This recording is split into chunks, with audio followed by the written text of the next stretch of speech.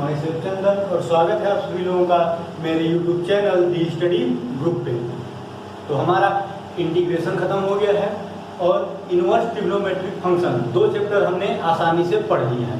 तो आज हम लोग शुरू करते हैं आपका टॉपिक अवकलन, ठीक, डिफरेंशिएशन। आज हम पढ़ने जा रहे हैं डिफरेंशिएशन। तो डिफरेंशिएशन पढ़ाने से पहले थोड़ी सी हम डिफरेंशिएबिलिटी की बात करेंगे। अवकलनीयता, आपने शब्द सुना होगा अवकलनीयता, कि कोई भी फलन अवकलनीय है या नहीं है। भाई किसी फलन का अवकलन हम कैसे करेंगे? जब वो फलन अवकलनीय होगा तब हम करेंगे। तो इसके लिए थोड़ा सा हम लिमिट पे चलते हैं। आपने पिछले क्लास में लिमिट पढ़ी होगी। लिमिट की डिफिनेशन क्या है? x टेंड्स टू a, अर्थात x के a की ओर अग्रसर होने पर f(x) का मान एक निश्चित वास्तविक संख्या की ओर अग्रसर होता है, उसे x बराबर a पर फलन की सीमा कहते हैं, ठीक। तो limit x tends to a f(x) equal to l।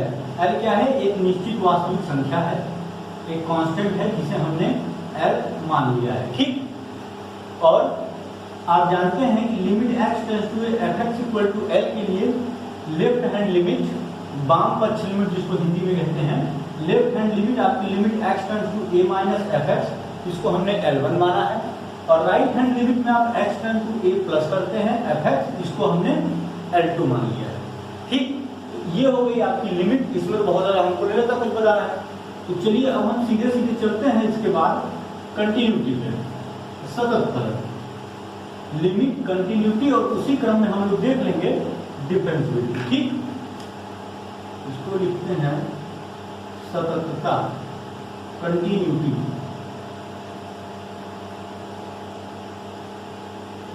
ठीक। कंटिन्यूटी में क्या होता है?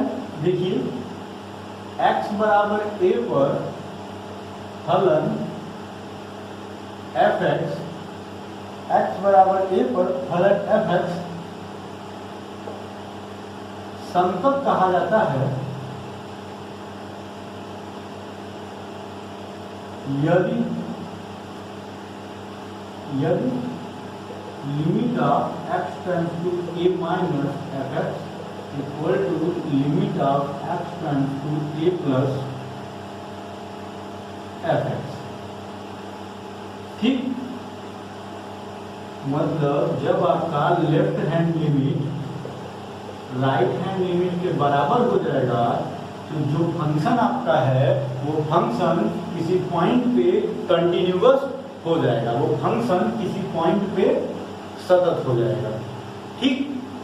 ये हो गया लिमिट, हो गई आपकी। लिमिट कैसे निकालना है आप जानते हैं, सीधे सीधे अगर किसी फंक्शन पे आपको दिया हुआ है limit x tends to a f(x) आपकी कोई वैल्यू है, x टेंड्स टू a आप रखेंगे, और a रखने की कंडीशन बस इतनी सी है कि आपका f(x) 0/0 इन्फिनिटी इन सब चीजों में नहीं बनना चाहिए। मतलब एक निश्चित वास्तविक संख्या आपको मिलनी चाहिए, रियल नंबर मिलना चाहिए, पॉजिटिव, नेगेटिव, अंडर रूट कुछ भी हो सकता है, लेकिन एक निश्चित वैल्यू मिलनी चाहिए, ठीक।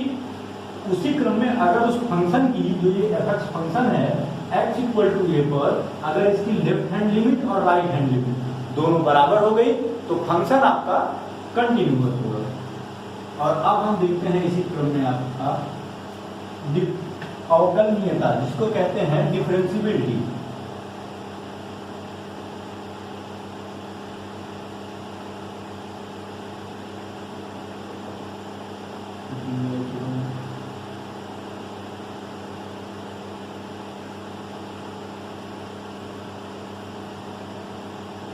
डिफरेंशिएबिलिटी क्या होती है आपकी?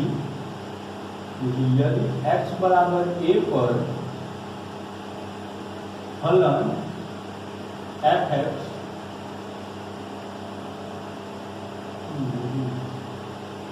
x बराबर a पर फलन f(x) अवकलनीय कहा जाता है यदि आपकी, देखिए, left hand limit equal to right hand limit.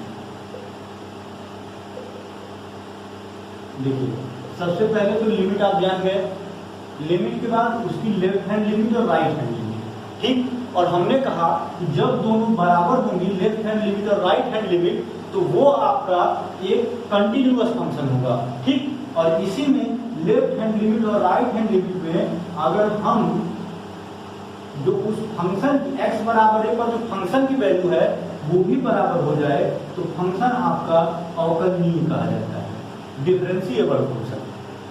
समझ में आ गई बात? सबसे पहली बात है लिमिट। लिमिट में अगर आपकी लेफ्ट हैंड लिमिट और राइट हैंड लिमिट दोनों बराबर हुई तो फंक्शन कंटिन्यूअस हो गया, सतत हो गया। और जब इन दोनों के साथ साथ फंक्शन की भी वैल्यू बराबर हो गई उस पॉइंट पे, तो वो डिफरेंशिएबल हो गया। अब यहाँ पे बात क्या समझ में आई कि तीनों बराबर हैं, अगर इसमें से इसको हटा दिया जाए तो फंक्शन कंटिन्यूअस होगा, मतलब प्रत्येक अवकलनीय फंक्शन सतत फंक्शन होता है। वो every and each function, her function जो आपका डिफरेंशिएबल है उस पॉइंट पे, वो उस पॉइंट पे कंटिन्यूअस होगा। लेकिन प्रत्येक कंटिन्यूअस फंक्शन डिफरेंशिएबल नहीं होगा। इसका मॉड एक्स आपका सबसे अच्छा एग्जांपल है।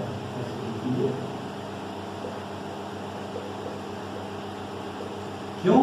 क्योंकि मॉड एक्स में लेफ्ट हैंड लिमिट और राइट हैंड लिमिट तो बराबर हो जाती है, लेकिन आपकी फंक्शन ऑफ लिमिट बराबर नहीं हो पाती। इसीलिए कहा जाता है कि मॉड एक्स फलन सतत है, कंटिन्यूअस है, लेकिन अवकलनीय नहीं है, ठीक। तो अब हम बिना टाइम वेस्ट किए सीधे सीधे डिफरेंशिएशन देखेंगे, जहां से आपके अच्छे क्वेश्चन बनते हैं।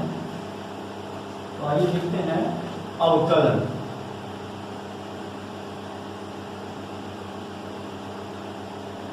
ठीक, डिफरेंशिएशन।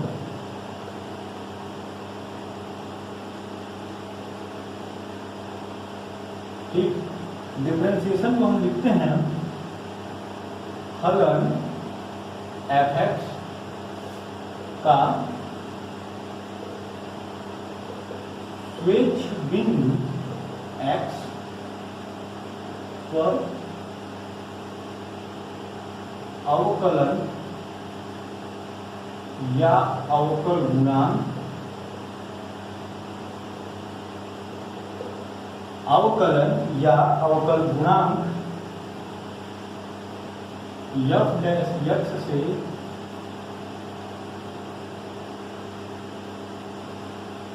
सूचित किया जाता है, जो इस प्रकार परिभाषित है।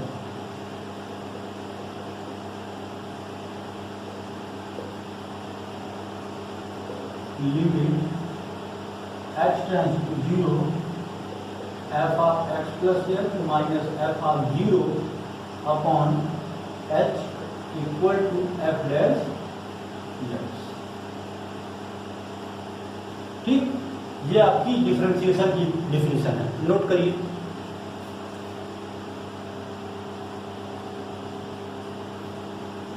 चलिए तो आगे देखते हैं इसी क्रम में। ये छोटी छोटी डिफिनेशन है, आपको याद रखनी जरूरी है, क्योंकि इन्हीं से आपको आगे की चीजें समझ में आएंगी। ठीक, तो देखिए f डैश x को ही हम लिखते हैं, उसे क्या आगे dy बाई dx, ठीक है। और dy बाई dx को हम बोलेंगे y का x के सापेक्ष अवकलन।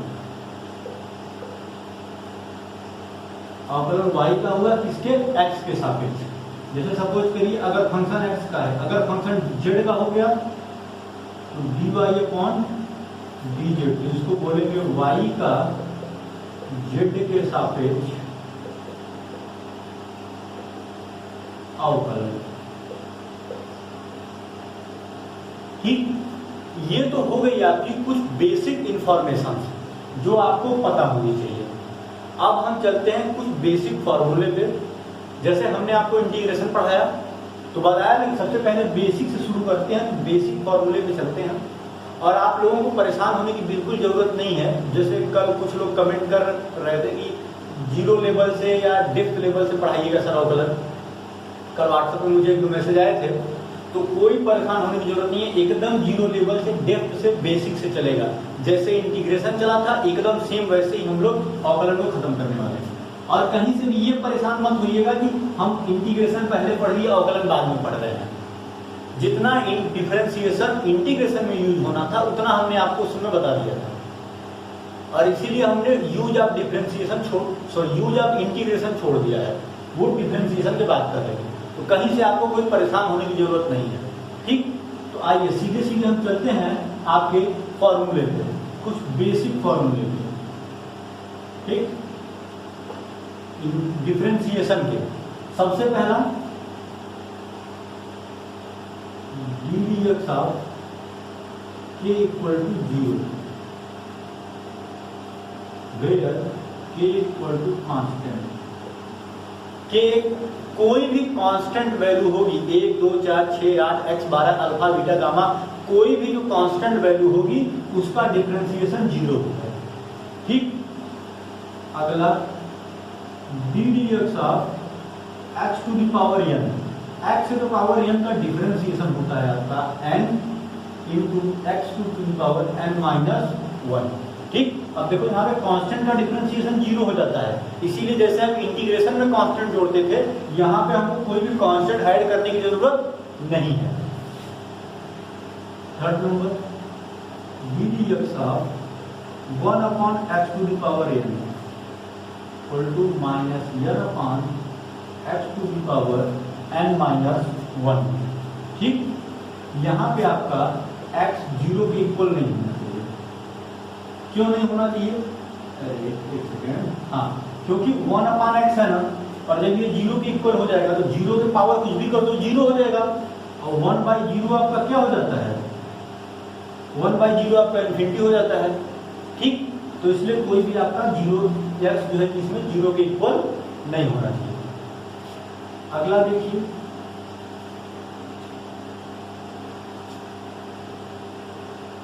ddx of sine X equal to cos X, और ddx of cos X equal to minus sine X. ठीक, नोट करिए इसको।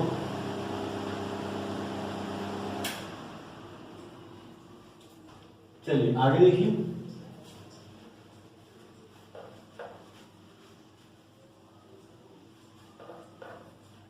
अगला है आपका 5 number 6 ddx of tan x equal to sec square x, ddx of cot x equal to minus cosec square x, ddx of sec x equal to sec x tan x, और ddx of cosec x equal to minus cosec x cot x। ठीक, और 10 number ddx of log x equal to 1/x। ठीक है, ये है आपके कुछ basic फार्मूले, और अब हम लोग बेसिक फार्मूलों पे क्वेश्चंस करेंगे। ठीक, नोट कर लीजिए इनको आप।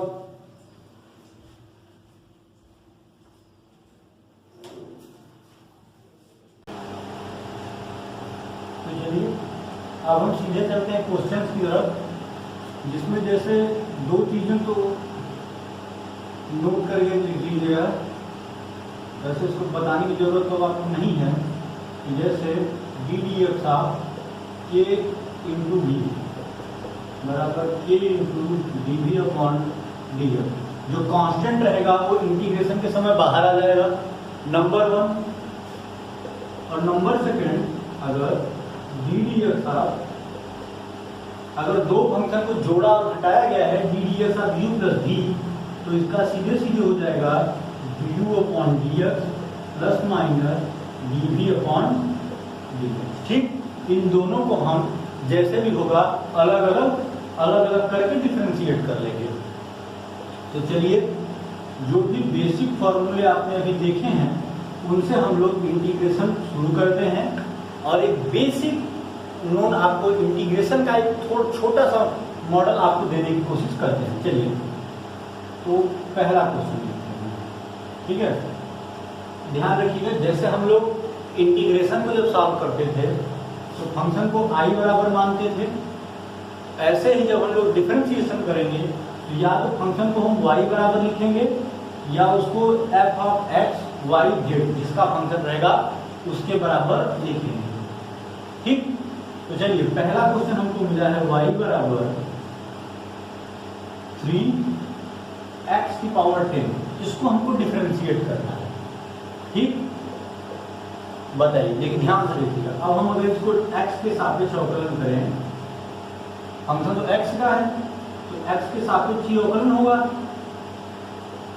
x के सापेक्ष अवकलन करने पर देखिए क्या मिलेगा, dy बाई dx, 3 कांस्टेंट है ना, तो कांस्टेंट क्या हो जाएगा, बाहर चला आएगा, 3 यहाँ पे आ जाएगा, into D dx of x की पावर 10।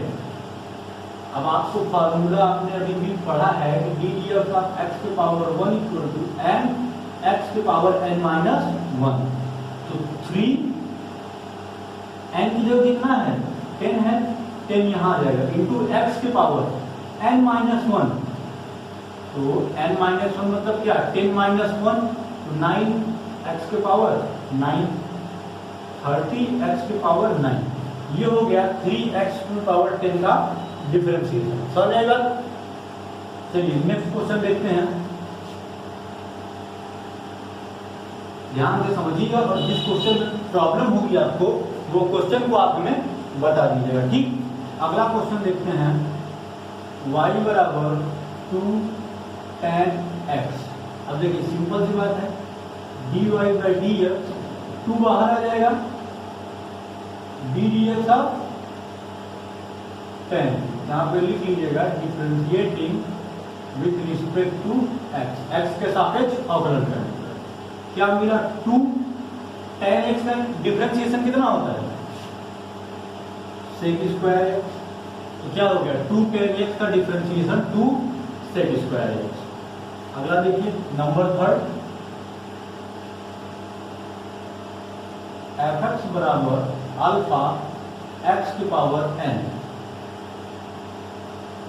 अब देखिए हमको करना क्या है, हमको x के सापेक्ष डिफरेंशिएशन करना है, x के सापेक्ष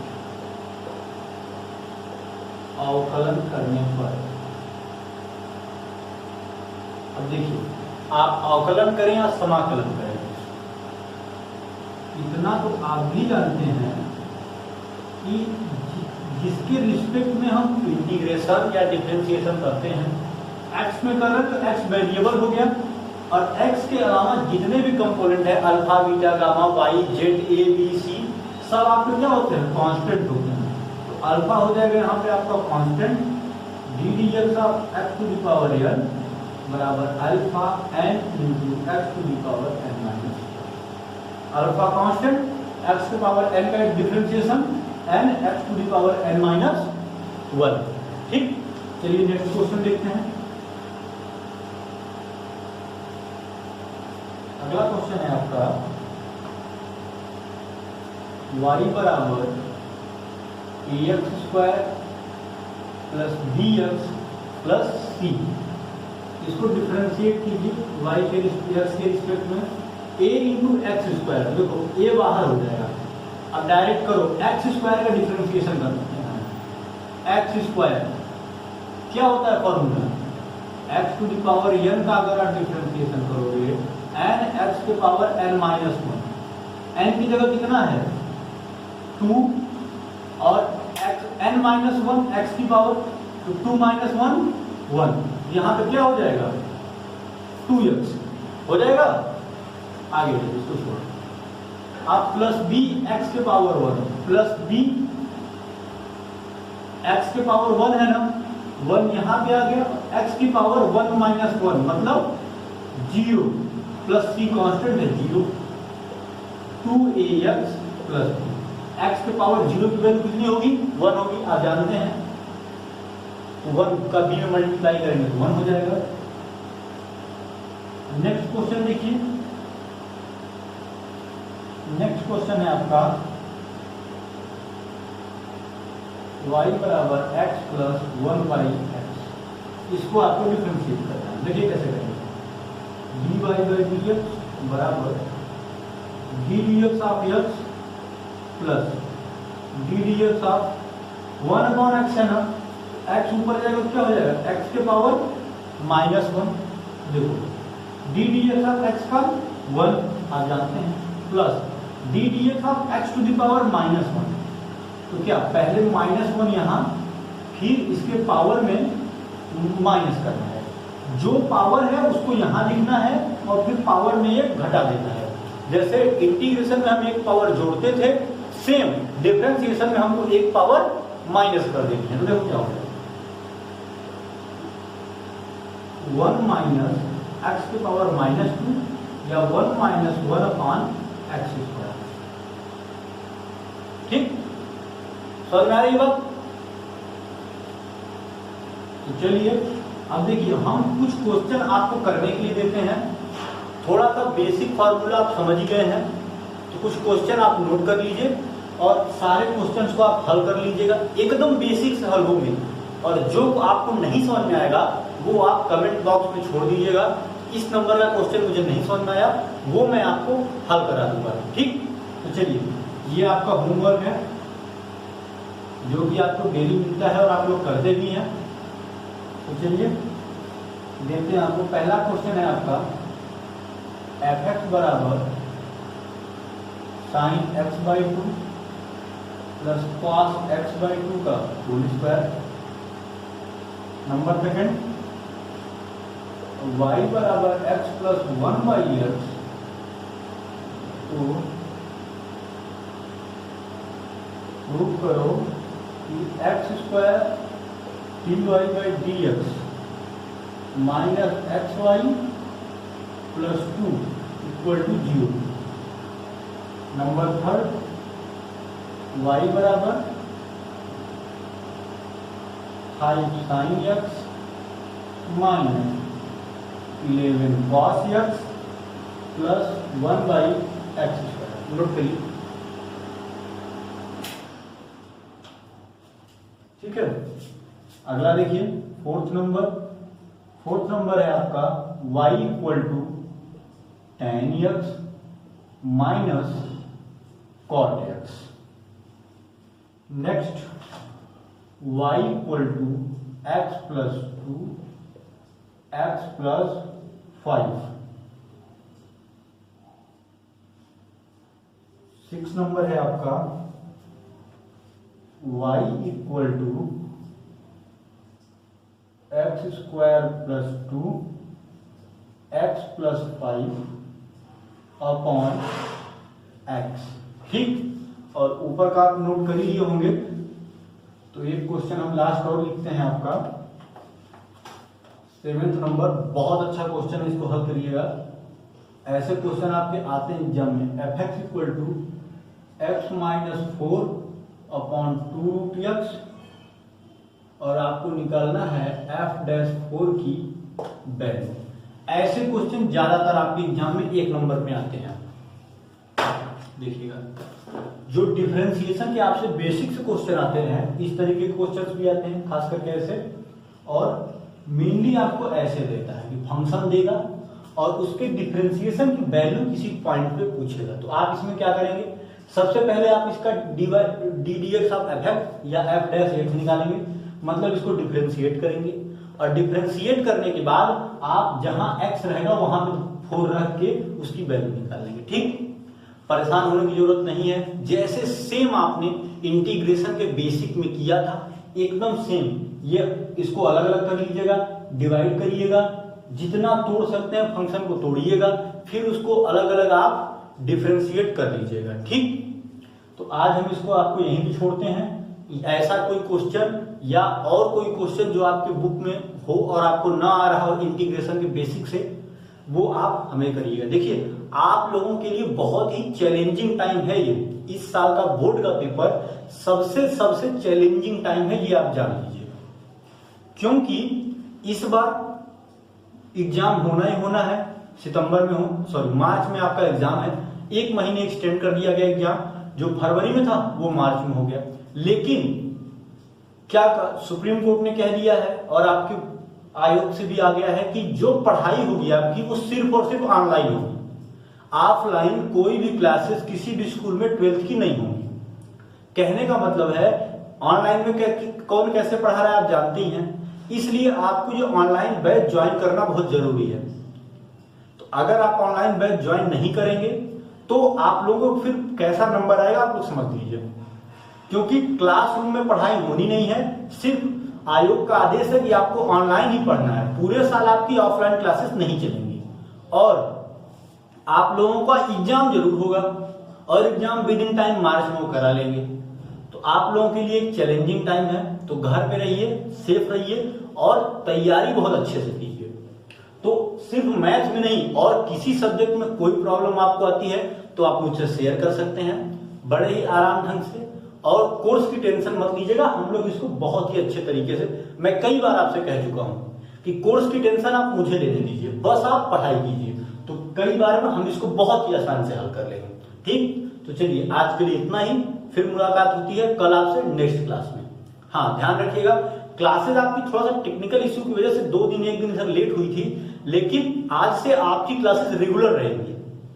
इसी टाइम पे शाम 4 से 6 के बीच आपको वीडियो मिल जाया करेगा और एकदम रेगुलर क्लासेस आपकी चलेगी।